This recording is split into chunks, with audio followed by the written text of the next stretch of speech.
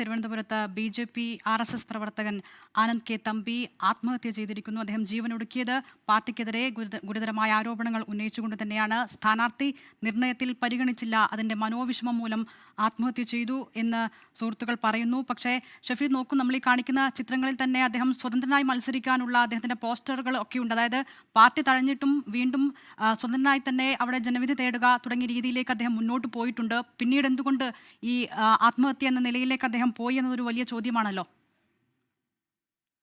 അതിന് ഉറപ്പായിട്ടും, കാരണം ഇതിൽ ഏറ്റവും പ്രധാനമായിട്ടുള്ളൊരു കാര്യം, എന്തിന് ഈ കാര്യത്തിലേക്ക് അദ്ദേഹം ഇപ്പോഴേക്ക് എത്തി? അദ്ദേഹത്തിന് മറ്റേതെങ്കിലും തരത്തിൽ ഭീഷണി ഉണ്ടായിരുന്നോ, അതോ മനോവിഷമം കൊണ്ടുണ്ടായ ആത്മഹത്യയാണോ എന്നൊക്കെയുള്ള കാര്യങ്ങളിൽ ഇനിയും കൂടുതൽ ക്ലാരിറ്റി, കൂടുതൽ വ്യക്തത വരേണ്ടതായിട്ടുണ്ട്. അദ്ദേഹത്തിന്റെ സുഹൃത്തുക്കളുടെ അടക്കം പ്രതികരണങ്ങൾ നമ്മൾ തൊട്ടടുത്ത മണിക്കൂറിൽ പ്രതീക്ഷിക്കുകയും ചെയ്യുന്നുണ്ട്. എന്തായാലും ഇയാളൊരു ആനന്ദ് കെ തമ്പി ഒരു സജീവ RSS BJP പ്രവർത്തകനായിരുന്നു എന്നുള്ള കാര്യത്തിൽ അങ്ങനെ ഒരു വിവരം ഇപ്പോൾ തൃക്കണ്ണാപുരം ഭാഗത്ത് നിന്ന് വരുന്നുണ്ട്. പ്രത്യേകിച്ച് ഒരു 3 മാസം മുൻപ് വരെ തൃക്കണ്ണാപുരം ഭാഗത്ത് സംഘടിപ്പിച്ച BJP RSS പരിപാടിയിൽ അദ്ദേഹം സജീവ സാന്നിധ്യമായിരുന്നു. മാത്രമല്ല അദ്ദേഹത്തിന് ഏതെങ്കിലും തരത്തിൽ അന്ന് മറ്റെന്തെങ്കിലും തരത്തിലുള്ള ഇതുണ്ട് എന്ന തരത്തിലേക്കുള്ള സൂചനകൾ പുറത്തു വന്നിരുന്നില്ല. ഏതായാലും ജീവൻ നഷ്ടമാകുന്ന, ജീവൻ ഒടുക്കുന്ന സാഹചര്യത്തിലേക്ക് കാര്യങ്ങൾ പോയത് എങ്ങനെ?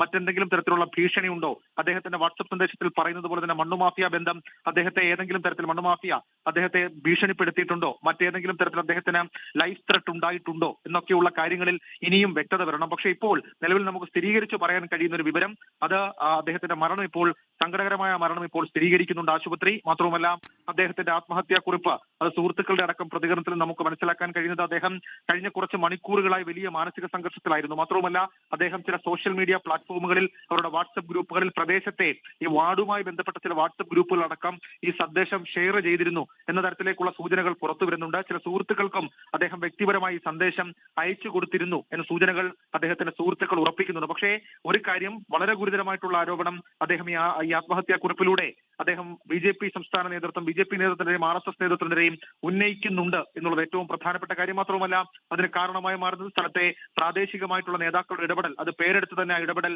പറയുന്നുണ്ട്.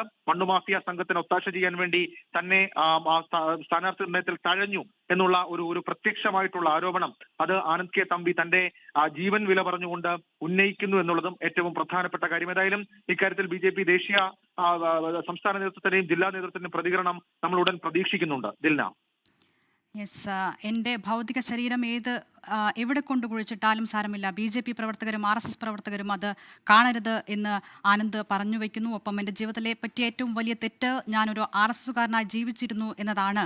ഈ മരണത്തിന് തൊട്ട് മുൻപ് വരെ ഞാനൊരു RSS പ്രവർത്തനായി മാത്രമാണ് ജീവിച്ചത് എന്നുകൂടി അതിവൈകാരികമായൊരു കുറിപ്പാണ് ആനന്ദ് കെ തമ്പിയുടേതായി ഇപ്പോൾ നമുക്ക് ലഭിക്കുന്നത്.